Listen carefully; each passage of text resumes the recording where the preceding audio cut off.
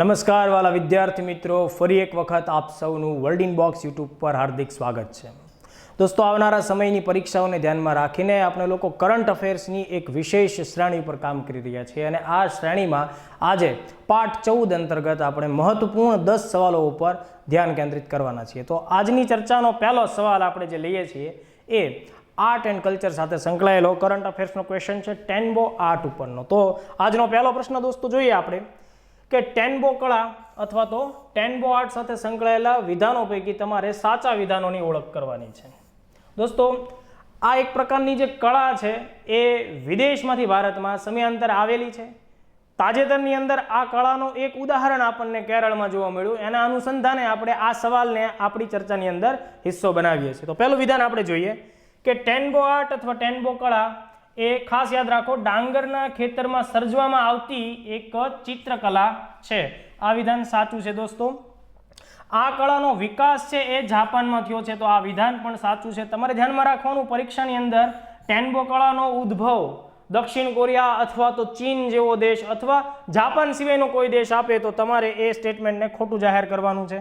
ત્રીજું વિધાન એમ કહે છે કે આ કળામાં ચિત્ર ઉપસાવવા માટે થઈ અને વિવિધ રંગ અને ડાયનો ઉપયોગ કરવામાં આવે છે, તો આ વિધાન ખોટું છે. મતલબ કે પહેલું અને બીજું વિધાન છે એ સાચું છે, મતલબ ઓપ્શન એ આપણો સાચો જવાબ છે. ઓકે, હવે આપણે આ ટેનબો કળા વિશે થોડી ડિટેલમાં માહિતી મેળવીએ. જો દોસ્તો, સ્ક્રીન ઉપર તમને ટેનબો કળા જે છે એની કેટલીક આકૃતિઓ દર્શાવવામાં આવી છે. વિશાળ ખેતર છે અને આ ખેતર છે એ ડાંગર એટલે કે ચોખાના ખેતર છે.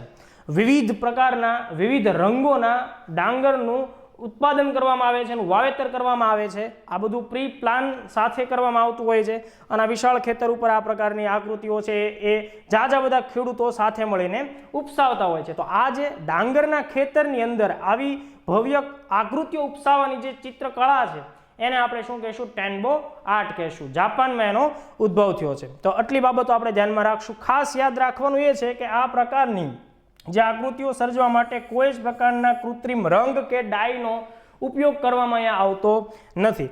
હવે જુઓ, આ બેઝિક બાબત થઈ.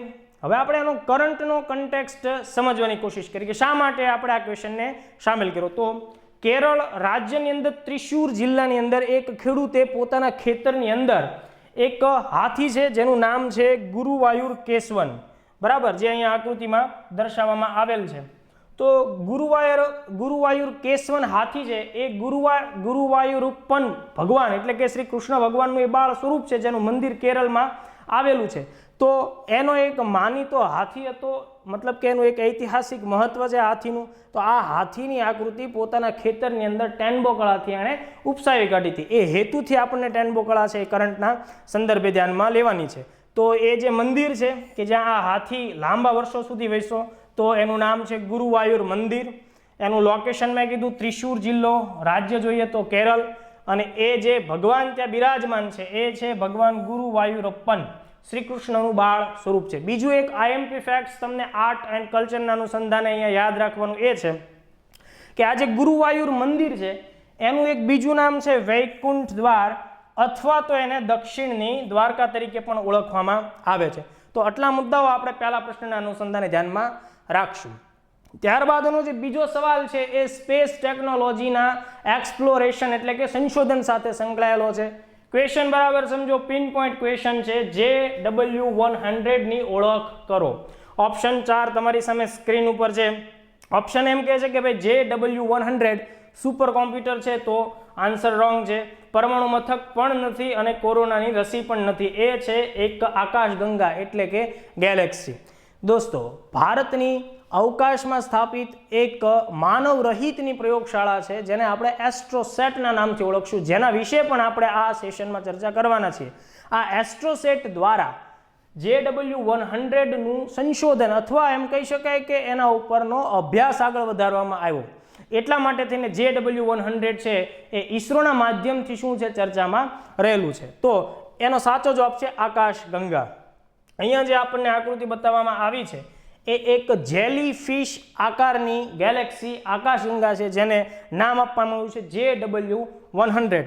દોસ્તો, યાદ રાખો કે આ જે આ આખી આકાશગંગા છે એ એક તારાઓનું સમૂહ, જેને આપણે અવકાશની ભાષામાં ક્લસ્ટર કહેતા હોઈએ. ઓકે, તો એબલ 26 એબલ 26 નામનું એક ક્લસ્ટર છે, તારાઓનો સમૂહ છે, એની અંદર આ વસ્તુ આવેલી છે. ઓકે, તો હવે આપણે વાત કરવાની છે કે આનું સંશોધન કરનાર જે સેટેલાઇટ અથવા તો જે ઓબ્ઝર્વેટરી છે એનું નામ શું છે? એસ્ટ્રોસેટ. તો આપણે થોડી બાબતો એસ્ટ્રોસેટ વિશે વાત કરીએ. દોસ્તો, જમીન ઉપર કેટલીક પ્રયોગશાળાઓ હોય, ઓકે, વેધશાળાઓ હોય જે અવકાશનું સંશોધન કરતી હોય, પણ જ્યારે જમીન ઉપરથી સંશોધન થતું હોય તો એ સમયે વાતાવરણના વિવિધ પ્રકારના માધ્યમોના લીધે એ પ્રકારના ઓબ્ઝર્વેશનને ઘણી બધી મુશ્કેલીઓનો પણ સામનો કરવો પડતો હોય. એટલા માટે થઈને દુનિયાના કેટલાક દેશોએ પોતાની આવી પ્રયોગશાળા છે એ પૃથ્વીના વાતાવરણથી કેટલીક ઊંચાઈ ઉપર દૂર, એટલે કે આવરણોનું નડતર, મતલબ આવરણોનો અવરોધ ન નડે એ રીતે અવકાશમાં સ્થાપિત કરેલી છે. ભારત પણ દુનિયાના એ 5 દેશોમાં સ્થાન ધરાવે છે કે જેમની આવી અવકાશમાં તરતી વેધશાળા અથવા તો સ્પેસ ઓબ્ઝર્વેટરી અથવા તો જેને આપણે સામાન્ય ભાષામાં પ્રયોગશાળા કહી શકીએ, આ પ્રકારની પ્રયોગશાળા સ્થાપિત ભારતે પણ કરી છે અને એનું નામ છે એસ્ટ્રોસેટ. તો જો પરીક્ષામાં ઓલરેડી આ પ્રકારનો પ્રશ્ન પૂછવામાં આવ્યો છે કે એસ્ટ્રોસેટ શું છે એની ઓળખ કરો, તો એ ભારતની હવામાં તરતી પ્રયોગશાળા છે. ઓકે, મતલબ કે ઇન્ડિયન એસ્ટ્રોનોમી મિશન. તો આ એનું સ્ટેટમેન્ટ થયું અથવા એની ડેફિનેશન થઈ. ભારતની સૌપ્રથમ અવકાશમાં તરતી વેધશાળા, એનું નામ છે એસ્ટ્રોસેટ. ઓકે, બીજું અહીંયાથી બીજો એક પ્રશ્ન યુપીએસસી પ્રિલિમમાં પૂછાયેલો છે કે એસ્ટ્રોસેટ છે એ વિવિધ પ્રકારની તરંગ લંબાઈઓને ધ્યાનમાં રાખીને કામ કરે છે. મતલબ એસ્ટ્રોસેટ સાથે એવા વિવિધ પેલોડ્સ અથવા તો એને ઇન્સ્ટ્રુમેન્ટ્સ કહી શકાય, એની સાથે રાખેલા સંશોધનના ઉપકરણો કહી શકાય, જે બ્રહ્માંડમાં વિવિધ દિશાઓથી આવતા વિવિધ પ્રકારના તરંગો, જેમ કે એક્સરે આવતા હોય તો એનો પણ અભ્યાસ કરી શકે છે, દ્રશ્ય પ્રકાશ આવતો હોય તો એનો પણ અભ્યાસ કરી શકે છે, અને અલ્ટ્રાવાયોલેટ તરંગો, પારજાંબલી કિરણો આવતા હોય તો એનો પણ અભ્યાસ કરી શકે છે. એટલે કે વિવિધ તરંગ લંબાઈઓનો એ શું કરી શકે છે? અભ્યાસ કરે છે. એટલે એને મલ્ટી વેવલેન્થ ઓબ્ઝર્વેટરી તરીકે પણ આપણે ઓળખશું. ઓકે, હવે જુઓ એની સ્થાપના ક્યારે થઈ? 28મી સપ્ટેમ્બર 2015. મતલબ કે સમજો આજથી 5 વર્ષ પહેલાની આ ઘટના છે. ભારતે 5 વર્ષ પહેલા આશરે પૃથ્વીની સપાટીથી આ જે ડિસ્ટન્સ છે, સમજો તમે, એ 650 કિલોમીટરની સરેરાશ ઊંચાઈ છે. 650 કિલોમીટર. હવે જુઓ, જ્યારે પણ પૃથ્વીની સપાટીથી લઈ અને 2000 કિલોમીટરની ઊંચાઈ સુધીમાં જે કોઈ પણ પ્રકારના સ્પેસક્રાફ્ટ અથવા તો સેટેલાઇટ સ્થાપિત કરવામાં આવતા હોય તો આ 2000 કિલોમીટરની જે ઊંચાઈવાળો વિસ્તાર છે ને, એને આપણે લો અર્થ ઓર્બિટના નામથી ઓળખતા હોઈએ છીએ. ગુજરાતીમાં જેને નિમ્ન ભૂકક્ષા તરીકે પણ ઓળખીએ છીએ. તો આ બાબત મેં તમને શા માટે જણાવી? માનો કે આપણને વિધાનવાળા સવાલોની અંદર પ્રશ્ન પૂછવામાં કે એસ્ટ્રોસેટ છે એ પૃથ્વીથી નિમ્ન ભૂકક્ષામાં સ્થાપિત થયેલી છે, તો પણ એ વિધાન સાચું પડશે. હવે જો એસ્ટ્રોસેટ 2015માં સ્થાપિત થયું છે, તો એ એસ્ટ્રોસેટને સ્થાપિત કરવા માટે ભારતનું જે રોકેટનો ઉપયોગ કરવામાં આવ્યો છે અથવા તો જે લોન્ચ વ્હીકલ વાપરવામાં આવ્યું છે એનો નંબર આપણે યાદ રાખશું, PSLV-C30. PSLV-C30 ની મદદથી આપણે આ પ્રકારની સફળતા મેળવી હતી. કુલ દળ આનું જોઈએ તો 1513 કિલોગ્રામ જેટલું થાય છે. દોસ્તો, આ પ્રકારની space observatory, unmanned space observatory મતલબ માનવ રહિત વેધશાળા સ્થાપવાની દ્રષ્ટિએ વિશ્વની અંદર ભારત છે એ 5મો સફળ દેશ બન્યો. આવું સૌ પ્રથમ કામ અમેરિકાએ કર્યું, ત્યારબાદ જાપાન, રશિયા, યુરોપિયન યુનિયન અને ઇન્ડિયા જે છે એ 5મા સ્થાને. તો આ વિધાન પણ તમારે ધ્યાનમાં રાખવાનું છે. બીજું, અહીંયા જે ઇમેજ બતાવવામાં આવી છે એસ્ટ્રોસેટની, એના 5 પેલોડ્સ એની સાથે લગાડવામાં આવેલા છે. આ 5 પેલોડ્સના નામ તમારે યાદ રાખવાના નથી. કોઈ પણ પરીક્ષામાં આજ સુધીમાં એના પેલોડ્સના નામ હજુ સુધી પૂછવામાં આવેલા નથી, પણ નંબર ઓફ પેલોડ્સ છે એનો આપણને ખ્યાલ રહેવો જોઈએ. 5 સ્વદેશી પેલોડ્સ એની સાથે સંકળાયેલા છે. અને અત્યારે JW100 નામની જે જેલીફિશ આકારની આકાશગંગાનો અભ્યાસ જે સાધન વડે થયો છે એસ્ટ્રોસેટના, ઓકે, એ સાધન છે એ છે અલ્ટ્રાવાયોલેટ ઇમેજિંગ ટેલિસ્કોપ, UVIT, જે અહીંયા 5મા નંબરનું સ્થાનમાં દર્શાવવામાં આવેલું છે. એ સાધન, એ ઉપકરણ વડે એનો આખો અભ્યાસ થયો છે. ઓકે, ચલો આજનો ત્રીજો પ્રશ્ન છે એ આપણે જોઈએ. ઓપરેશન ક્લીન આર્ટ સંબંધિત છે. 4 ઓપ્શનમાંથી આપણે જોવાનું છે કે ભાઈ ઓપરેશન ક્લીન આર્ટ કઈ બાબત સાથે સંકળાયેલું છે. તો જુઓ દોસ્તો, પહેલું ઓપ્શન એમ કહે છે કે ઓપરેશન ક્લીન આર્ટ એ ઓલિવ રીડલે કાચબાઓ જે દર વર્ષે ઓડિશાના ગહીર માથા સમુદ્ર કિનારે શિયાળા દરમિયાન આપણને જોવા મળતા હોય છે, તો એના શિકારને અટકાવવા બાબતે આ આખું ઓપરેશન ક્લીન આર્ટ સંકળાયેલું છે, તો આ વિધાન ખોટું છે. એવી જ રીતે અફીણની ખેતી અટકાવવા માટે ઉપગ્રહોની મદદથી કરવામાં આવેલી કામગીરી એ પણ ઓપરેશન ક્લીન આર્ટને ડિસ્ક્રાઇબ કરતી નથી. સાથોસાથ સમુદ્ર કિનારે પડેલા કચરાઓ છે, પ્લાસ્ટિક કચરાને દૂર કરવા બાબતનું આ અભિયાન છે, તો પણ એ વાત ખોટી છે. મતલબ કે આપણો જે સાચો જવાબ છે એ છે એક જાણીતું સજીવ પ્રાણી છે નોળિયો. આપણે ઘણીવાર ગુજરાતીમાં એને બીજા લોકોને એ નામથી બોલાવી લેતા હોય છે, અંગ્રેજીમાં એને કહીશું મોંગૂઝ. તો મોંગૂઝના વાળમાંથી પેઇન્ટ બ્રશ બનાવવામાં આવતા હોય છે. એટલા માટે થઈ અને નોળિયાનો શું થાય છે તો કે દેશભરની અંદર મોટા પાયે એનો શિકાર કરવામાં આવે છે. શિકાર કરી નોળિયાના વાળમાંથી બ્રશ બનાવવાનો એક વિશાળ ધંધો ચાલી રહ્યો છે. આ કામગીરી ગેરકાનૂની છે. Wild life crime control bureau આ આખું અભિયાન ચલાવી રહ્યું છે અને આ પ્રકારની ગેરકાનૂની અપરાધિક પ્રવૃત્તિને અટકાવવા માટે થઈ અને ઓપરેશન ક્લીન આર્ટ જે છે એ લોન્ચ કરવામાં આવેલું છે. તો આપણે સૌથી પહેલાં થોડી વાત કરશું wild life crime control bureau. દોસ્તો, આપણી આસપાસમાં કેટલાક એવા સજીવો હોય છે કે જેમની કેટલીક પ્રાકૃતિક વિશેષતાઓ અથવા લાક્ષણિકતાઓ હોય છે, જેનો એ લાક્ષણિકતાઓનો આપણે ઉપયોગ કરતા હોય છે. તો નાના એવા સૂક્ષ્મજીવો હોય તો મોટાભાગે માણસો એનો ખોરાક તરીકે ઉપયોગ કરતા હોય છે. કેટલીક વખત વન્યજીવોના નખનો વિવિધ ઉપયોગ થતો હોય, ઘણીવાર એના ચામડાનો ઉપયોગ થતો હોય છે. તો આ પ્રકારે કેટલાક ક્રાઇમ્સ, ઓર્ગેનાઇઝડ ક્રાઇમ્સ ચાલતા હોય, એને અટકાવવા માટે થઈ અને વાઇલ્ડ લાઈફ પ્રોટેક્શન એક્ટ 1972, વન્યજીવ સંરક્ષણ કાનૂન 1972માં 2006ના વર્ષમાં સુધારો કરી અને આ પ્રકારના ઓર્ગેનાઇઝડ ક્રાઇમને અટકાવવા માટે થઈ અને એક સંસ્થા આપણા દેશમાં સ્થાપિત કરવામાં આવી છે. 2006માં સ્થાપિત થઈ છે, જેણે 2008થી કામગીરી શરૂ કરી છે અને એ સંસ્થા છે wild life crime control bureau. તો મતલબ તમને પરીક્ષામાં એવો પણ સવાલ આવશે કે wild life crime control bureau છે એ કયા કાનૂન હેઠળ સ્થાપવામાં આવી? તો મેં તમને હમણાં જ વાત કરી છે વન્યજીવ સંરક્ષણ કાનૂન 1972માં થયેલો 2006નો સુધારો.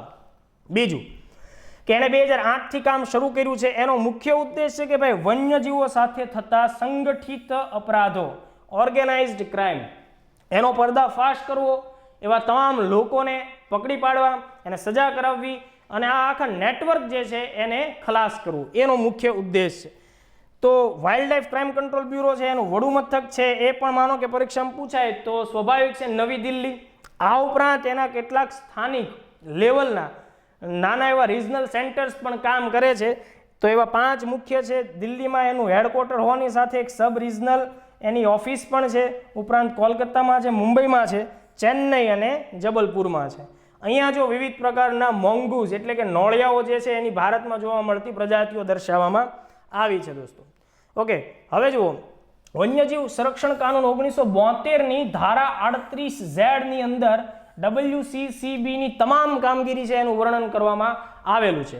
એ ક્વેશ્ચન ઘણો ડિટેલમાં થઈ જાય છે, એટલા માટે હું એની ડિટેલ કામગીરીને તમારી સમક્ષ રજૂ કરતો નથી. બીજું કે WCCBની પ્રશંસનીય કામગીરી છે એની નોંધ સંયુક્ત રાષ્ટ્ર એટલે કે યુનાઇટેડ નેશને પણ લીધી. અને યાદ રાખો વર્ષ 2018માં WCCBએ ઉત્કૃષ્ટ કામગીરી કરી એટલા માટે થઈને એશિયા એન્વાયરમેન્ટ એન્ફોર્સમેન્ટ એવોર્ડ કે જે કોણ આપે છે? સંયુક્ત રાષ્ટ્ર. તો એના દ્વારા એને એશિયાભરની અંદર ટોપ લેવલની સંસ્થા તરીકે માન્યતા પ્રાપ્ત થઈ.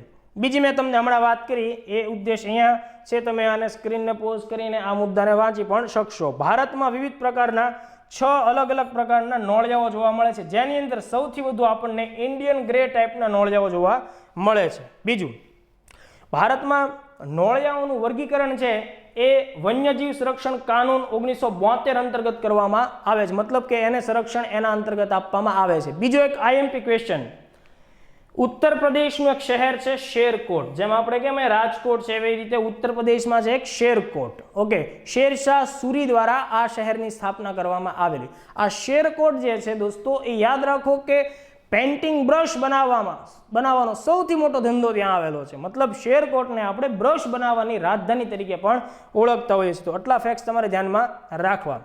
બીજું, આપણે જે વાત કરી કે નોળિયાઓનો શિકાર કરવા માટે થઈને કેટલીક સમુદાય છે, મતલબ આદિજાતિ સમુદાય છે, એનો ઉપયોગ કરવામાં આવે છે. જેમ કે તમિલનાડુ છે એમાં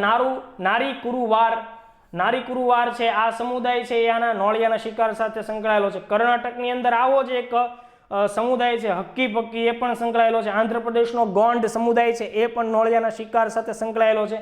ઉપરાંત મધ્ય અને ઉત્તર ભારતની અંદર જોવા મળતી કેટલીક જનજાતિઓ છે, ગુલિયસ છે, સેપ્રસ છે, નાથ, આ બધી જ જાતિઓ છે એ આ પ્રકારના શિકાર અને સંગઠિત અપરાધો સાથે સંકળાયેલી છે. સરકાર આ બધા લોકોનું કાઉન્સેલિંગ કરી અને અન્ય પ્રવૃત્તિ તરફ વાળી રહી છે. ઓકે, ચલો ચોથો પ્રશ્ન આપણે જે લેવાનો છે એ આવા ઓપરેશન ક્લીન આર્ટના અનુસંધાને જ આપણે બીજી એક આવી આંતરરાષ્ટ્રીય સ્તરની સમજૂતી ઉપર કામ કરવાનું છે સાઇટ્સ.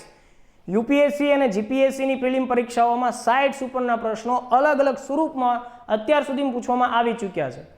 એનું મહત્વ છે અને એની રિલેવન્સી દર વર્ષે છે, તો એને ધ્યાનમાં રાખીને આજે આપણે આ જે આખું સમજૂતી છે એને ધ્યાનમાં લઈશું, એ છે સાઇટ્સ સમજૂતી. તો સાઇટ્સ સમજૂતી સંદર્ભે સાચા વિધાનોની ઓળખ કરો. 3 વિધાનો છે અને એનાથી આપણે સાચા વિધાનો શોધવાના છે. તો પહેલું વિધાન એમ કહે છે કે ભાઈ આ જે સાઇટ્સ સમજૂતી છે એ વન્યજીવો તથા વનસ્પતિઓની, ખાસ ધ્યાન રાખો, સંકટગ્રસ્ત પ્રજાતિઓના આંતરરાષ્ટ્રીય વેપાર અંગેની સમજૂતી છે. મતલબ વનસ્પતિઓને પણ સાઇટ્સ સમજૂતીમાં સ્થાન છે. મતલબ ફ્લોરા એન્ડ ફોના બંને પ્રકારના સજીવોને, પ્રાણીઓ અને વનસ્પતિઓ બંનેની. અને એમાં પણ ખાસ ધ્યાન રાખવાનું છે કે સંકટગ્રસ્ત એન્ડેન્જર સ્પીસીસ, જેની ઉપર ખતરો તોળાઈ રહ્યો છે, જેની સંખ્યા છે એ ક્રમશઃ ઘટી રહી છે, આ પ્રકારના સજીવો છે એના આંતરરાષ્ટ્રીય સ્તરે થતા વેપારને કેવી રીતે હેન્ડલ કરવો એની ગાઈડલાઈન આપતી આપણી પાસે સમજૂતી છે, એનું નામ છે સાઇટ્સ સમજૂતી. ઓકે, તો પહેલું વિધાન છે એ સાચું છે. બીજું, આ સમજૂતી 1975માં અમલમાં આવી તથા ઇન્ડિયા, ભારત આ સમજૂતીનો શું છે, ભાગ છે. તો બીજું વિધાન પણ સાચું છે. સાઇટ્સ સમજૂતી 1975માં અમલમાં આવી અને ઇન્ડિયા છે એ સાઇટ્સ સમજૂતીનો હિસ્સો છે. ત્રીજું વિધાન સમજો કે સાઇટ્સ સમજૂતી દુનિયાભરની સંકટગ્રસ્ત પ્રજાતિઓ એન્ડેન્જર સ્પીસીસને 4 એપેન્ડેસ અથવા તો અનુસૂચિ અથવા તો યાદીમાં વિભાજિત કરે છે. તો અહીંયા આ એક વિધાન ખોટું છે, કારણ કે સાઇટ્સ સમજૂતી અંતર્ગત એન્ડેન્જર સ્પીસીસને અલગ અલગ 3 કેટેગરીમાં વિભાજિત કરવામાં આવે છે, જેને એપેન્ડિક્સ 1, એપેન્ડિક્સ 2 અને એપેન્ડિક્સ 3 તરીકે આપણે જોશું. તો આ આટલી ચર્ચાઓ પરથી ખ્યાલ આવે છે કે પહેલા 2 વિધાન સાચા છે, મતલબ કે ઓપ્શન એ આપણો સાચો જવાબ છે. હવે આપણે જોઈએ સાઇટ્સ સમજૂતી વિશે. તો સૌથી પહેલા સાઇટ્સનું પૂરું નામ જોવાનું, the convention on international trade, મતલબ આંતરરાષ્ટ્રીય વેપારની વાત છે. In endanger species of wild fauna and flora, આંતરરાષ્ટ્રીય સ્તરે વનસ્પતિઓ અને સજીવ સૃષ્ટિની સંકટગ્રસ્ત જાતિઓના વેપારને નિયંત્રણ કરતી સમજૂતી એટલે સાઇટ્સ. દોસ્તો, આ સમજૂતી વોશિંગ્ટનમાં થયેલી હોવાના લીધે સાઇટ્સ સમજૂતીને વોશિંગ્ટન સમજૂતી અથવા વોશિંગ્ટન ટ્રીટી તરીકે પણ ઓળખવામાં આવે છે. પ્રિલિમ માટે આ એક વિધાન પણ તમારે ખાસ ધ્યાનમાં રાખવાનું છે. સાઇટ્સ સમજૂતીનું બીજું નામ વોશિંગ્ટન સમજૂતી અથવા વોશિંગ્ટન કોન્વેન્શન પણ છે. ઓકે, બીજું, આ સમજૂતી ઉપર 3 માર્ચ 1973ના રોજ હસ્તાક્ષર થયા. ઓકે, 3 માર્ચ 1973ના રોજ આ સમજૂતી ઉપર હસ્તાક્ષરો થયા અને આ સમજૂતી લાગુ થઈ 1 જુલાઈ 1975 થી. તો આ બંને તારીખો યાદ રાખવાની છે. આ સમજૂતી 3 માર્ચ 1973ના રોજ એના ઉપર હસ્તાક્ષર થયા હોવાના લીધે એનું એક બીજું મહત્વ છે. એ મહત્વ શું છે? તો કે ભાઈ 3 માર્ચને આ સમજૂતી સાઇટ્સના લીધે વર્લ્ડ વાઇલ્ડ લાઈફ ડે તરીકે આપણે ઉજવી રહ્યા છીએ. તો જે દર વર્ષે 3 માર્ચને વર્લ્ડ વાઇલ્ડ લાઈફ ડે એટલે કે વિશ્વ વન્યજીવ દિવસ તરીકે આપણે ઉજવીએ છીએ, એની પાછળ કારણ શું છે? તો કે ભાઈ સાઇટ્સ સમજૂતી 3 માર્ચ 1973ના રોજ સિગ્નેટરી મતલબ કે સમજૂતી ઉપર હસ્તાક્ષર થયા હતા, એ હેતુથી આપણે એને ઉજવીએ છીએ.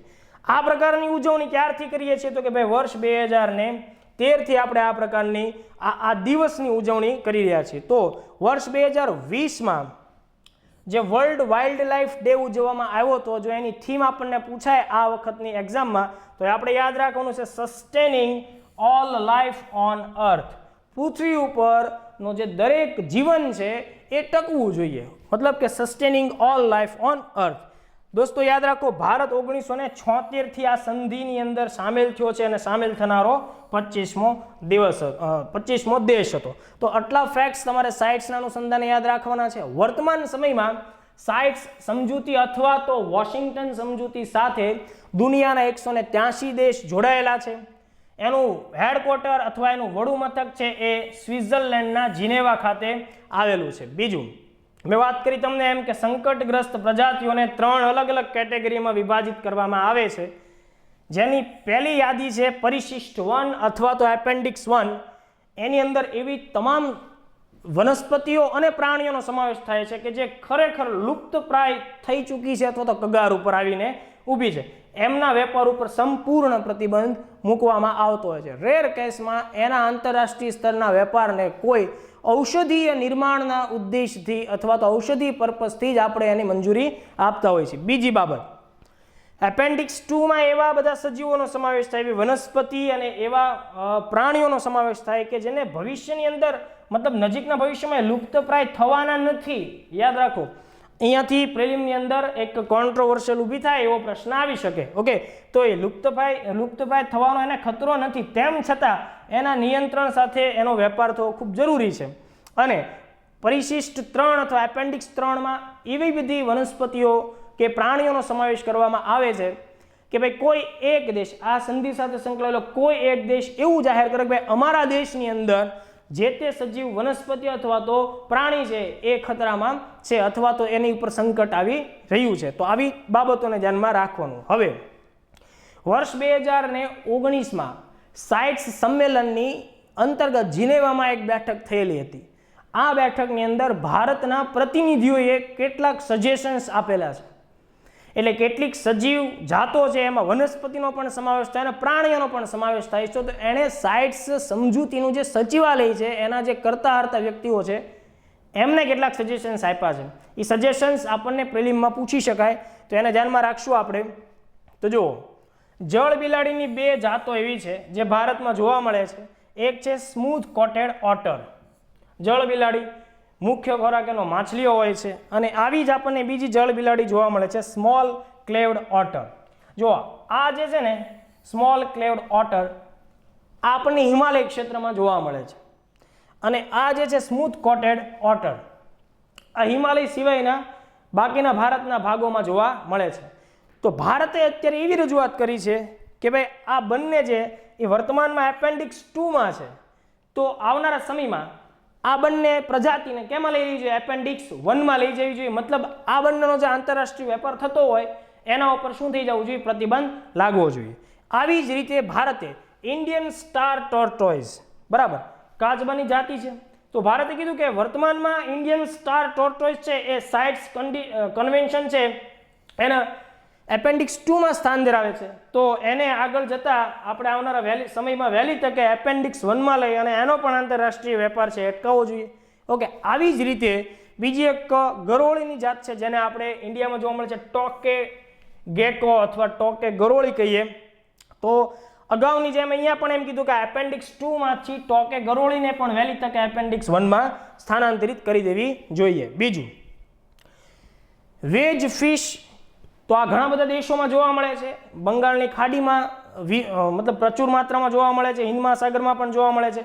તો આ વેજ ફિશ છે એ અત્યારે એપેન્ડિક્સ 2માં નથી, પણ ઇન્ડિયા એવું કહે છે કે ભાઈ વહેલી તકે આપણે વેજ ફિશને એપેન્ડિક્સ 2માં સામેલ કરવું જોઈએ. અને એવી જ રીતે રોઝવુડ વૃક્ષ છે. રોઝવુડ વૃક્ષ છે એ ભારતનું મૂળ, એની અંદર એનું મૂળ વતન ભારત છે રોઝવુડ વૃક્ષનું, પણ વર્તમાન સમયમાં ઘણા બધા દેશોની અંદર રોઝવુડ છે એના વૃક્ષ આપણને જોવા મળે છે. એ ખૂબ ઓછા સમયમાં અને વિવિધ વાતાવરણની અંદર સસ્ટેન થઈ અને પોતાનો વિકાસ સાધી શકે છે. મતલબ એનું પ્રચુર માત્રામાં એનો આખો ઘેરાવો ફેલાઈ જતો હોય છે.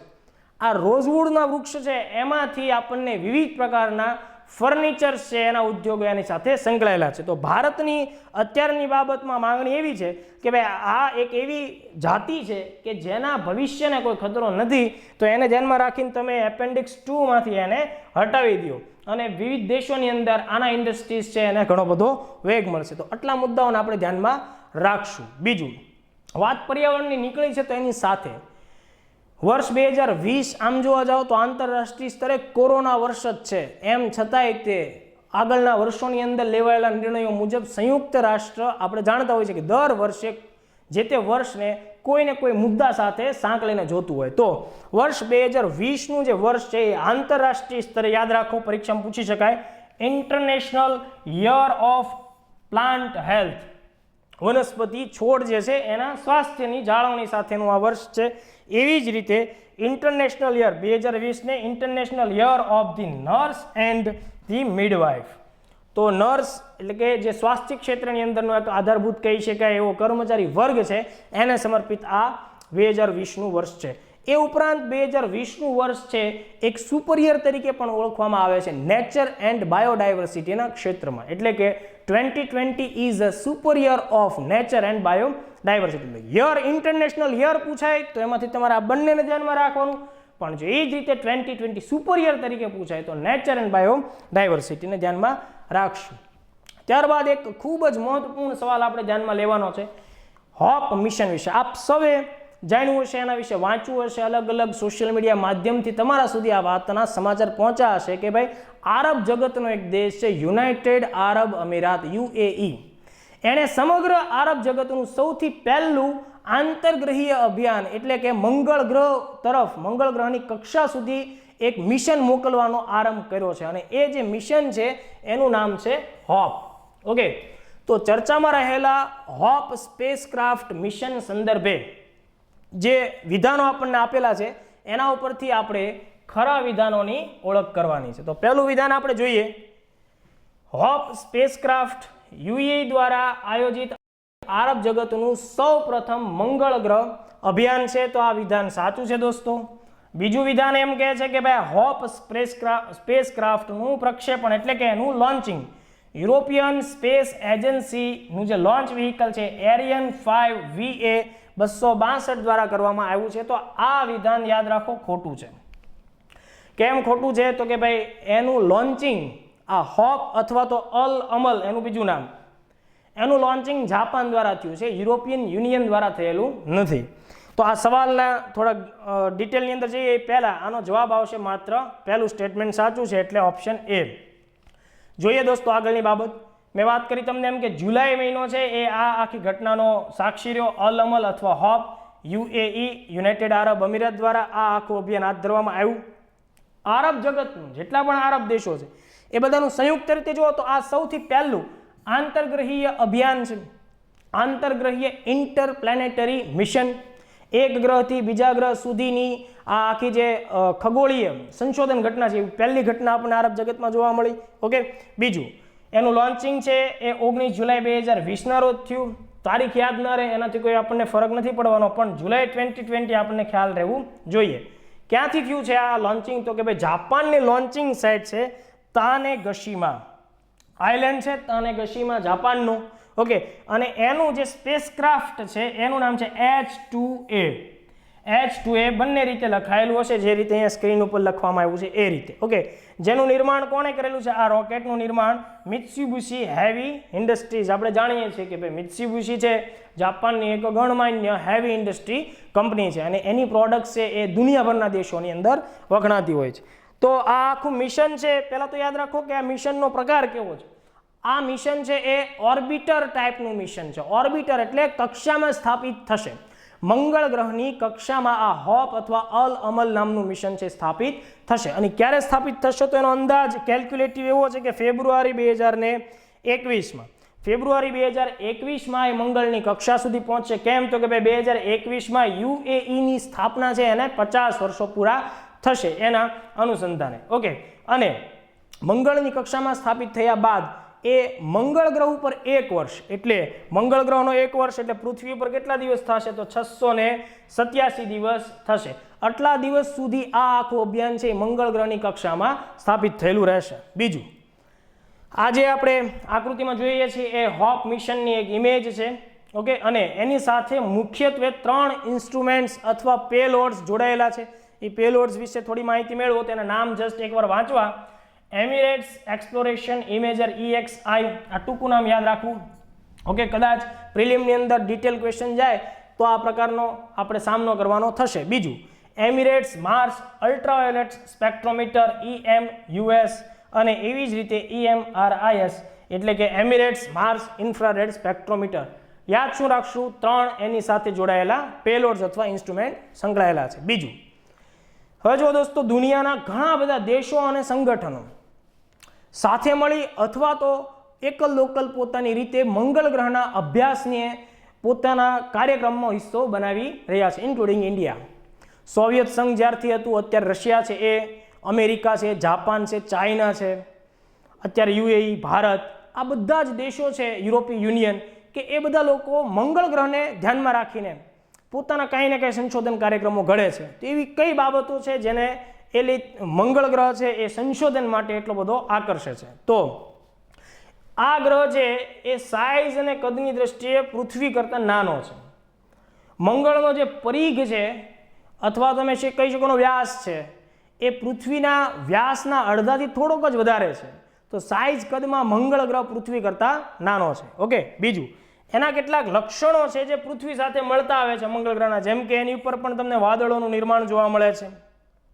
એના ધ્રુવ ઉપર, એટલે કે આ ઉત્તર ધ્રુવનો વિસ્તાર છે, એનો આ દક્ષિણ ધ્રુવનો વિસ્તાર છે, તો આ ધ્રુવ ઉપર તમને આઈસ કેપ જોવા મળે છે. વૈજ્ઞાનિકોને અત્યાર સુધીના સંશોધનો ઉપરથી એવો ખ્યાલ આવે છે કે ભાઈ ત્યાં આપણને આબોહવાની કોઈ પરિસ્થિતિઓ હોય એવું પણ જોવા મળે છે, જ્વાળામુખીઓ પણ જોવા મળે છે. ઓકે. એ રીતે આપણને ખીણ અને મોસમી બદલાવના લક્ષણો પણ જોવા મળે છે. અત્યારે જે કંઈ સંશોધનો થઈ રહ્યા છે એના મૂળ ઉદ્દેશો એ છે કે શું આપણને મંગળ ગ્રહ ઉપર લિક્વિડ ફોર્મમાં પાણી મળી શકે કે કેમ, અને સૂક્ષ્મ સજીવ સૃષ્ટિ ત્યાં અસ્તિત્વમાં છે કે કેમ, કે ભૂતકાળમાં ત્યાં હતી કે કેમ, આ એક અભ્યાસના મુખ્ય કેન્દ્ર બિંદુઓ છે.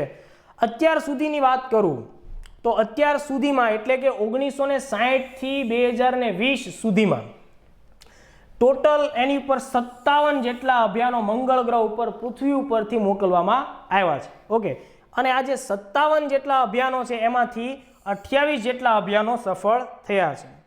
જો કોઈ પણ ઇન્ટરપ્લેનેટરી મિશન હોય એના વિવિધ પ્રકારો હોય. ઓકે. એમાંનો એક પ્રકાર છે fly by mission. Fly by mission એવો મિશન હોય છે કે જેની અંદર અહીંયાથી મોકલવામાં આવેલું સ્પેસ ક્રાફ્ટ અથવા તો સેટેલાઇટ એ જે તે ગ્રહ છે એના ગુરુત્વાકર્ષણમાં આવ્યા સિવાય વધુ ને વધુ નજીકથી પસાર થઈને આપણને ઇમેજીસ મોકલીને વિડીયો અને ફોટોઝ મોકલે છે. આ પ્રકારનું મિશન હોય છે અને ફ્લાય બાય મિશન કહેવાય. દાખલા તરીકે ન્યૂ હોરાઇઝન્સ નાસાએ જે પ્લુટો માટે મોકલેલું છે એ ફ્લાય બાય ટાઈપનું મિશન છે. બીજું મિશન એવું હોય છે જેને આપણે ઓર્બિટર મિશન કહેતા હોય.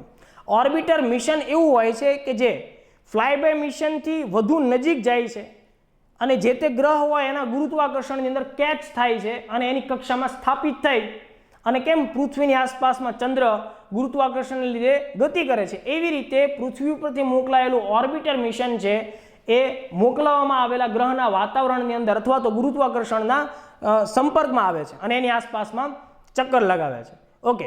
બીજો એક મિશનનો પ્રકાર છે એ છે લેન્ડર.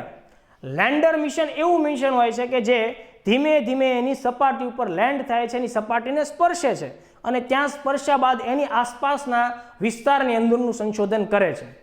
મિશનનો આગળનો એક પ્રકાર છે રોવર. રોવર એક એવું મિશન હોય છે કે જે લેન્ડ થયા બાદ પોતે ત્યાં મૂવમેન્ટ કરતું હોય છે, એટલે કે અમુક ચોક્કસ પ્રકારના વિસ્તાર સુધી આંટા ફેરા મારતું હોય છે. તો આ આટલા મુદ્દાઓ ધ્યાનમાં રાખીને હવે આપણે આગળની ચર્ચાને આગળ વધારીએ. તો જુઓ, અત્યાર સુધીમાં અત્યારે આપણા હોપ મિશનને જવામાંથી હું બાકાત કરું તો 57 મિશન ટોટલ થયા મંગળ ઉપર. ઓકે. અને એમાંથી 28 મિશન છે એ સફળ થયા છે. જેટલા સફળ થયા છે એમાંથી જે કી મિશન્સ છે એના હું તમને નામ આપું.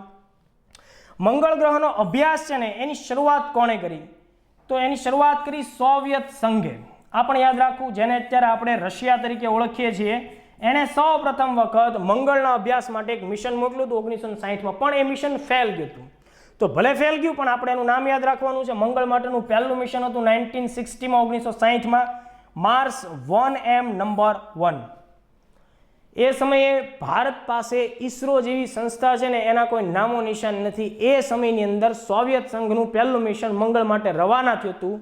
પૃથ્વીના વાતાવરણને છોડતા પહેલા બ્લાસ્ટ થયું હતું, મતલબ ફેલ થયું હતું, છતાંય આપણે એનું નામ યાદ રાખીએ. બીજું, મંગળ ગ્રહની નજીકથી પસાર થનારું પહેલું સફળ એટલે કે ફ્લાય બાય મિશન જો આપણે ધ્યાનમાં રાખવું હોય તો એ છે મેરિનર 4. મેરિનર 4 1964 1964નું આ મિશન હતું અને આ મિશન હતું નાસાનું.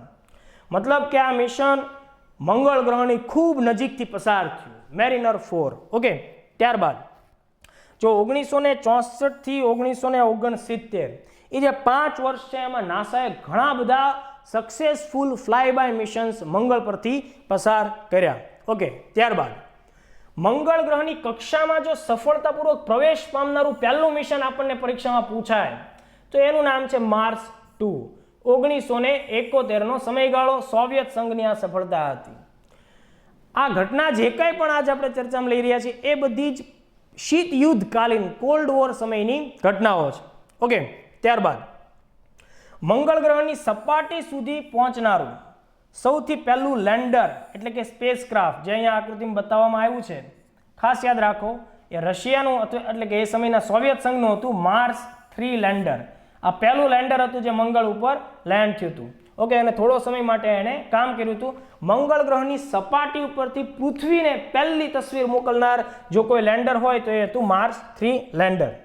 ઓકે, પણ એક એવું ઓર્બિટર મિશન કે જે ફર્સ્ટ ટાઈમ સક્સેસફુલી મંગળ ગ્રહના ગુરુત્વાકર્ષણમાં આવીને મંગળની આસપાસ ચક્કર લગાવવામાં સફળ થયું તો એ હતું મેરિનર 9. ઓકે, અહીંયા આપણે વાત કરી હતી કે મંગળ ગ્રહની કક્ષામાં પ્રવેશ કરનાર હતું માર્સ 2, પણ આ પ્રવેશ કરી અને આગળ જતા એણે પોતે મતલબ એ નિષ્ફળ ગયું. એને જસ્ટ એટલી સફળતા મળી કે પ્રવેશ કરી ચૂક્યું, પણ સફળતાપૂર્વક એની કક્ષામાં સ્થાપિત થનારું જો કોઈ મિશન હતું તો એ મિશન હતું મેરિનર 9 1971. એટલે કે નાસાની આ સફળતા હતી. 516 દિવસ સુધી એ મિશન ત્યાં સ્થાપિત થયેલું રહ્યું. ત્યારબાદ 1975ના વર્ષની અંદર નાસાને 4 મહત્વપૂર્ણ સફળતા મળી હતી. એ દરમિયાન નાસાએ વિકિંગ 1 and 2 નામના 2 ઓર્બિટર્સ પણ સ્થાપિત કર્યા અને એવી જ રીતે નાસાએ 1975માં વિકિંગ 1 and 2 નામના 2 લેન્ડર્સ પણ સફળતાપૂર્વક સ્થાપિત કર્યા. 1996ની અંદર મંગળ ગ્રહના વ્યાપક સર્વે માટે થઈ, મતલબ કે મંગળ ગ્રહના તમામ ભાગની અંદરનો મહત્વપૂર્ણ માહિતીઓ એકઠી કરવા માટે થઈ અને એક ઓર્બિટર મિશન સ્પેશિયલી ત્યાં ડિપ્લોય કરવામાં આવ્યું. એનું નામ છે માર્સ ગ્લોબલ સર્વેયર 1996. પણ 1997ની જે સફળતાઓ મળી મંગળ ગ્રહ ઉપર એ ઘણી જ બધી પાછલી સફળતાઓથી વધુ મહત્વપૂર્ણ સફળતા હતી.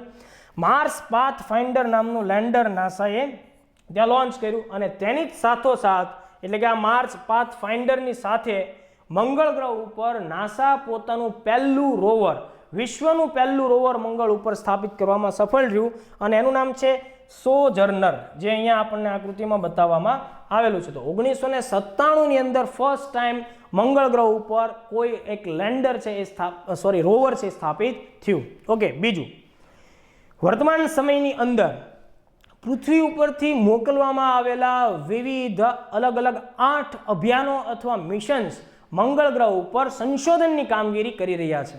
ઓકે, એ જે 8 મિશન છે એમાંથી 6 ઓર્બિટર મિશન છે જે મંગળની આસપાસ અવકાશની અંદર ફરી રહ્યા છે અને 2 જે છે એમાંનું એક લેન્ડર છે અને એક રોવર છે. ઓકે, તો 8 ટોટલ અત્યારે એક્ટિવ કાર્યકર્તા જે છે એની અંદર જોઈએ તો અહીંયા સ્ક્રીન ઉપર છે અને તમે પોઝ કરીને વાંચી શકો છો. જો Mars Odyssey, Mars Express, Mars Reconnaissance Orbiter, ચોથું છે માર્સ ઓર્બિટર મિશન જે ભારતે મોકલેલું છે.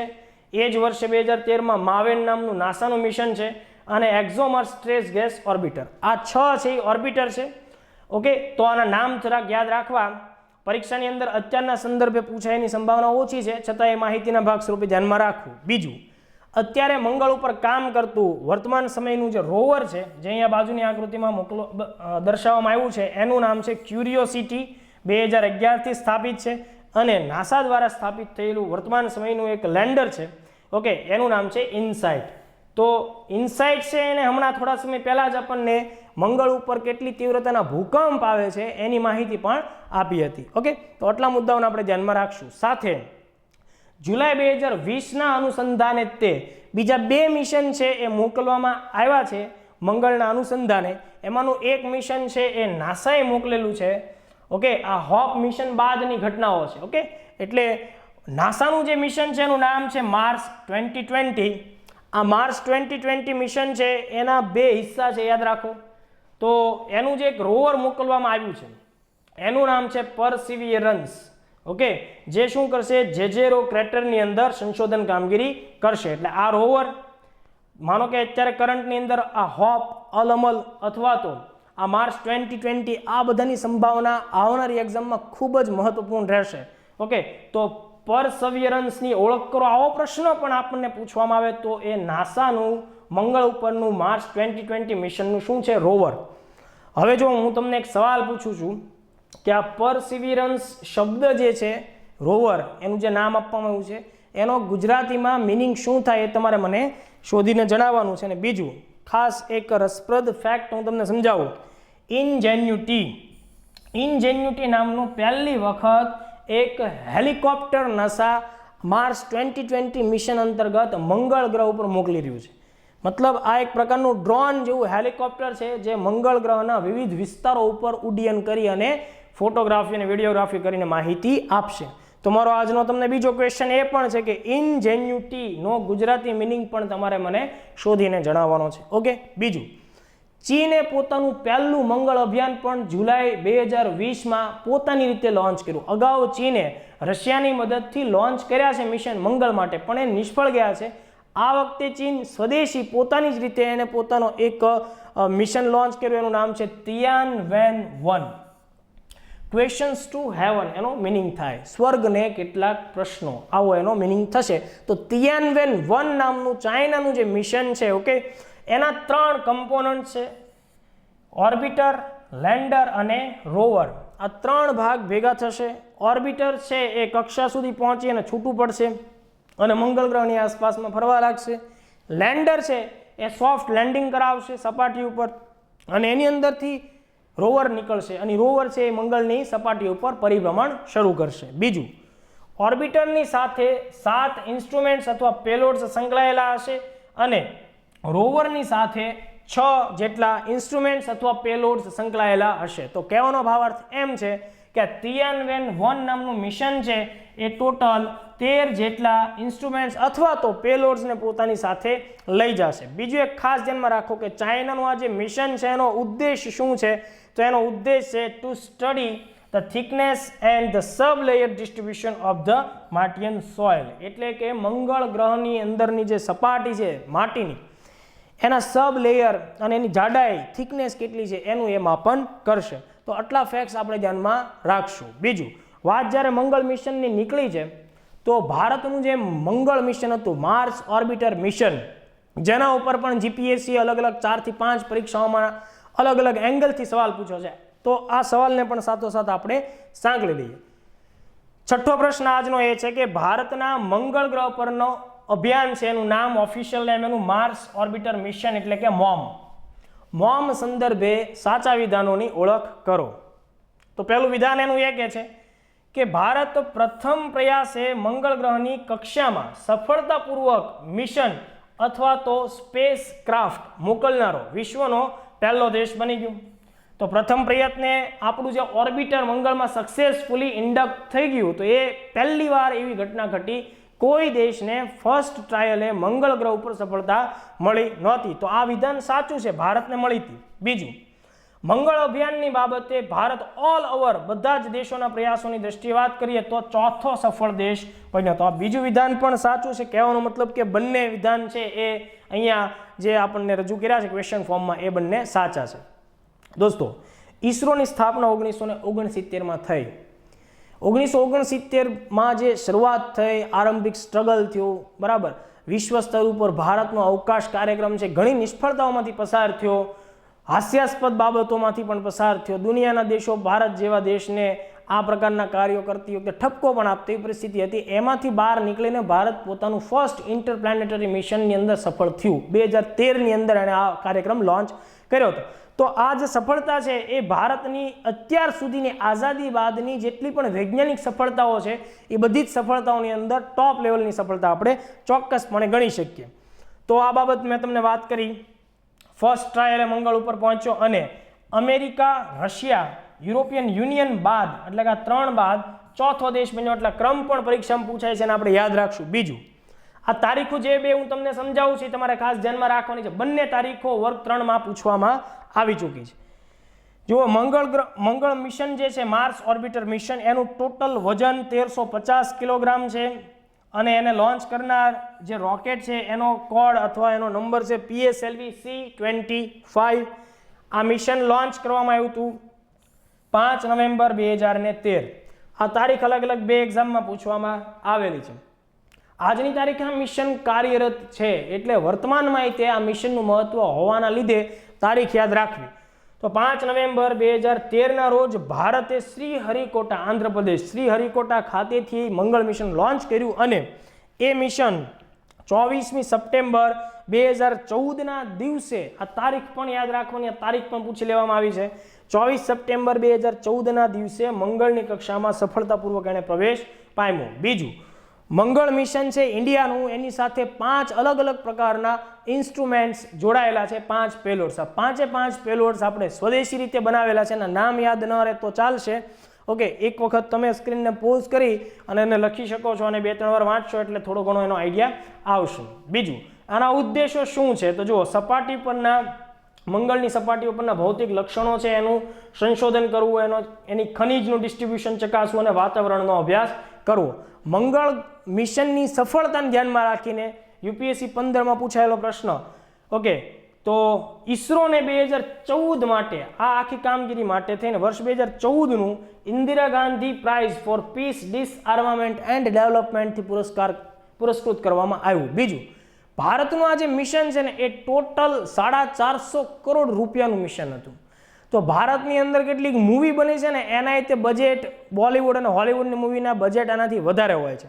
450 કરોડ રૂપિયાની અંદર ભારતને એક ભવ્ય સફળતા મળી અને મોદી સાહેબ પોતાના અનેક ભાષણોમાં વારંવાર આ બાબતનો ઉલ્લેખ કરતા હોય કે ભારતની અંદર રિક્ષાનું જે 1 કિલોમીટરનું ભાડું છે ને એનાથી ઓછું ભાડું પૃથ્વીથી મંગળ સુધીના 1 કિલોમીટરના ભાડામાં ભારતે આ મિશન મોકલી દીધું હતું. ઓકે, બીજું, ભારતનું આ મિશન સૌથી સસ્તું મિશન હોવાના લીધે અમેરિકા છે ને એણે તે કાન પકડી લીધા અને 2015માં ઈસરોને આ સમગ્ર કામગીરી માટે થઈને એનો પોતાનો સર્વોચ્ચ એવોર્ડ છે સ્પેસ પાયોનિયર એવોર્ડ, કે જે સ્પેસ ફિલ્ડમાં આપવામાં આવે છે, નેશનલ સ્પેસ સોસાયટી દ્વારા આપવામાં આવે છે, સ્પેસ પાયોનિયર એવોર્ડ 2015 પણ આપવામાં આવ્યો. બીજું, અક્ષય કુમારની મૂવી તમે લોકોએ જોઈ હશે, મિશન મંગળ. ન જોઈ હોય તો અત્યારે જોઈ લેજો, એમાં આ આખું મિશન ક્લિયર થઈ જશે. બીજું, આ આખું જે આયોજન ઘણું સારું એવું સફળ થયું. એના અનુસંધાને ભારત સરકારે ₹2000ની ચલણી નોટ જે છે એની પાછળના ભાગમાં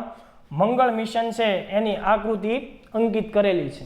તમે જાણો છો કે નવી સરકાર આવ્યા બાદ શું થયું કે બધી ચલણી નોટ છે એની આખી નવી ડિઝાઇન્સ આપણી સામે આવી છે. તો પરીક્ષામાં એનું જોડકું પણ આપણને પૂછી શકાય. તો શક્ય હોય તો જેટલી પણ નોટ્સ પાછળ કયું ચિત્ર અંકિત થયેલું છે જેને ખ્યાલ હોય તો કોમેન્ટ બોક્સની અંદર તમે એના પર કોમેન્ટ પણ અચૂક કરજો. ઓકે, બીજું, 7મો ક્વેશ્ચન આપણે લઈએ, એ છે સંભવિત ક્વાડ્રિલેટર સમૂહમાં કોનો સમાવેશ થશે.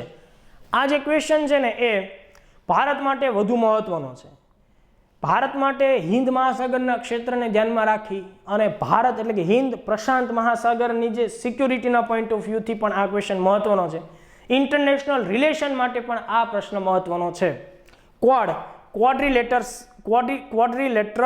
સમૂહ, આ સંગઠન હજી બન્યું નથી, એટલે કે ઇનઓફિશિયલી આ આખું ચર્ચાઓ છે એ ચાલે છે. ઓફિશિયલી એનું કોઈ સ્થાપના થઈ નથી, પણ સંભાવના છે કે ભવિષ્યની અંદર 4 દેશો સાથે મળીને ક્વાડ્રિલેટરલ સંગઠન રચી શકે. ઓકે, તો સવાલ આવી શકે પ્રિલિમમાં કે આ ક્વાડ અથવા ક્વાડ્રિલેટરલ સમૂહમાં કોનો સમાવેશ થાય, તો ભારત, જાપાન, અમેરિકા અને ઓસ્ટ્રેલિયા. આની ઇમેજ જોઈએ એટલે વધુ ખ્યાલ આવશે. ગ્લોબલ મેપ ઉપર ભારતનું સ્થાન અહીંયા છે, આ આખો વિસ્તાર હિન્દ મહાસાગરનો છે, અહીંયા ઓસ્ટ્રેલિયા આવે. ઓકે, આ જે આખો વિસ્તાર પેસિફિક મહાસાગર છે, અહીંયા જાપાનની ટેરિટરી છે અને અહીંયા છે અમેરિકા. તો દોસ્તો ધ્યાન રાખો, અત્યારે વિશ્વનો એક દેશ છે ચાઇના, જે અહીંયા રેડ કલરમાં દર્શાવવામાં આવેલો છે. ચાઇનાની પોતાની વિસ્તારવાદી નીતિથી એશિયાના દેશો તો પ્રભાવિત છે જ, પણ સાથોસાથ આ જે પેસિફિક રિજનના કન્ટ્રીઝ જે બધા છે એ બધા દેશોને પણ ચાઇના છે એના લીધે, એની વિસ્તારવાદી નીતિના લીધે ઘણી બધી ચિંતાઓ થાય છે.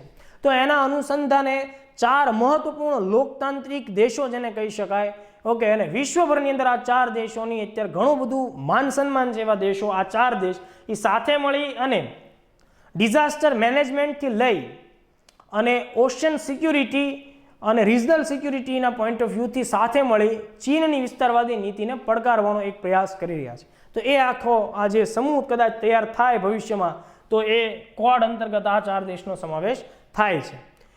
આ આખી સંકલ્પના છે ને એ જાપાનના વડાપ્રધાન શિન્ઝો આબે દ્વારા 2007માં રજૂ કરવામાં આવી હતી. ઓકે, તો જાપાની વડાપ્રધાન છે શિન્ઝો આબે, એનો કોન્સેપ્ટ છે. મતલબ એક્ઝામમાં જ્યારે તમને આ પ્રકારના ક્વાડ ઉપર વિધાનાત્મક સવાલ પૂછાય ને એવું પ્રશ્ન આવે કે ભાઈ આ ક્વાડ સંકલ્પના વડાપ્રધાન નરેન્દ્ર મોદી દ્વારા આપવામાં આવી છે, તો જો ધ્યાન આપો, આપણા વડાપ્રધાન છે વાત સાચી, એની પ્રત્યે માન સન્માન હોય, પણ દરેક જગ્યાએ મોદી સાહેબ નવી પહેલ આપે એવું જરૂરી નથી. અહીંયા શિન્ઝો આબે દ્વારા આ આખો કોન્સેપ્ટ રજૂ કરવામાં આવ્યો હતો 2007. આરંભમાં જ્યારે આ વાત રજૂ કરવામાં આવી તો એની અંદર ડિઝાસ્ટર મેનેજમેન્ટને ધ્યાનમાં રાખવામાં આવ્યું હતું. પ્રાકૃતિક આપત્તિઓ 2004માં જે સુનામીની ઘટનાઓ થઈ ત્યારબાદથી આ ઇન્ડો પેસિફિક રિજનના દેશો થોડા ગભરાયા, નક્કી કર્યું કે ભાઈ આ પ્રકારના કુદરતી જે આફતો આવે એનો સામનો આપણે સંયુક્ત રીતે ટેકનોલોજીની મદદથી અને એકબીજાના પરસ્પર સહકારથી કરી શકીએ. પણ આગળ જતાં ધીમે ધીમે આની અંદર મેરીટાઈમ સિક્યુરિટીનો મુદ્દો પણ આવ્યો અને ચીનની વિસ્તારવાદી નીતિઓ છે એના ઉપર પણ ચર્ચાઓ શરૂ થઈ. શરૂઆતમાં ઓસ્ટ્રેલિયાએ આ સંગઠનમાં મતલબ સામેલ થવું જોઈએ કે ભાગ લેવો જોઈએ એવી કોઈ પ્રકારની ઈચ્છા કે ઉત્સાહ દર્શાવ્યો નહોતો. પણ 2017માં ફરીથી આ ક્વાડનો કોન્સેપ્ટ છે એ સક્રિય થયો અને 2018-19માં વિવિધ પ્રકારના આંતરરાષ્ટ્રીય સંગઠનો અને જે કોઈ સંમેલનો હોય એમાં આ 4 દેશોના સચિવો, અધિકારીઓ અને ઇવન વિદેશ મંત્રીઓ સુધીની બેઠકો પણ આપણા ધ્યાનમાં આવી છે. એ અનુસંધાને આપણે આને ધ્યાનમાં રાખશું. તો એનો ઉદ્દેશ એ છે, આ જો સંગઠન સ્થપાય તો, કે ઇન્ડો પેસિફિક ક્ષેત્ર છે આખું એને એક સ્વતંત્ર ક્ષેત્ર રાખવું, ઓપન ખુલ્લું ક્ષેત્ર રાખવું અને સમૃદ્ધ ક્ષેત્ર બનાવવું. તો આટલા મુદ્દાઓના અનુસંધાને આપણે ક્વાડને ધ્યાનમાં લીધું છે. ઓકે, અહીંયા બાકીની વિગતો છે એને તમે સ્ક્રીન પોઝ કરી મેં તમને સમજાવ્યું છે, એ જ મુદ્દાઓ છે, એને તમે વાંચી શકો છો. ત્યારબાદનો જે ક્વેશ્ચન છે એ મૂળ બંધારણ સાથે સંકળાયેલો છે, પણ કરંટની અંદર ચર્ચામાં રહ્યો હોવાના લીધે આપણે અહીંયા ધ્યાનમાં લઈએ છીએ. આ સવાલ છે એ સદનની આચાર સમિતિના અનુસંધાને છે, એથિકલ કમિટી. ઓકે, ઘણીવાર તમે એવું છાપામાં વાંચતા હો અથવા ટીવીની અંદર જોતા હો કે લોકસભાની અંદર કે રાજ્યસભાની અંદર સાંસદો કે જેને આ જનતાએ પ્રત્યક્ષ કે પરોક્ષ રીતે ચૂંટીને મૂકેલા છે, જે જનતાના ખર્ચે ત્યાં જઈ અને દેશની જે કંઈ સમસ્યાઓ છે એને કેવી રીતે ઉકેલી શકાય એના ઉપર ચર્ચા કરવાના હોય છે અને ભવિષ્યમાં આ દેશને આપણે કઈ દિશામાં લઈ જવો છે એના અંગે ચર્ચા કરવાની હોય. આ થિયરીથી પણ નાનું પ્રેક્ટિકલ છે એ આપણને લાગે કે WWEની કેમ રિંગ હોય એની અંદર જેમ બધા ઝઘડતા હોય, દેકારા પાડતા હોય અને આ દેશનો દરેક સામાન્ય માણસ એમ કહેતો હોય કે કૂતરાઓ બાંધે છે એમ બાંધતા હોય છે, બરાબર. તો આ પ્રકારના મેમ્બર ઓફ પાર્લામેન્ટ્સને બધાને ધ્યાનમાં રાખીને ઘણીવાર એમ થાય છે કે આ લોકો સદનની કામગીરીને બરોબર ચાલવા દેતા નથી. આમ જોવા જઈએ તો તમે બધા બંધારણ વાંચો છો એટલે ખ્યાલ છે કે સદનની અંદર આ સદસ્યો દ્વારા જે કોઈ પણ પ્રકારની બાબતોની ભાષણ થતી હોય, અભિવ્યક્તિની સ્વતંત્ર અંતર્ગત એને જે કાંઈ પણ પ્રકારનું બોલવાની છૂટ હોય, પણ એ એબ્સોલ્યુટ નથી. એની અંદર એવી કોઈ જ પ્રકારની ગેરવર્તણૂક કરી શકે નહીં. જો આ પ્રકારનું ગેરવર્તણૂક થયું હોય તો એ ધ્યાને કોણ લેશે?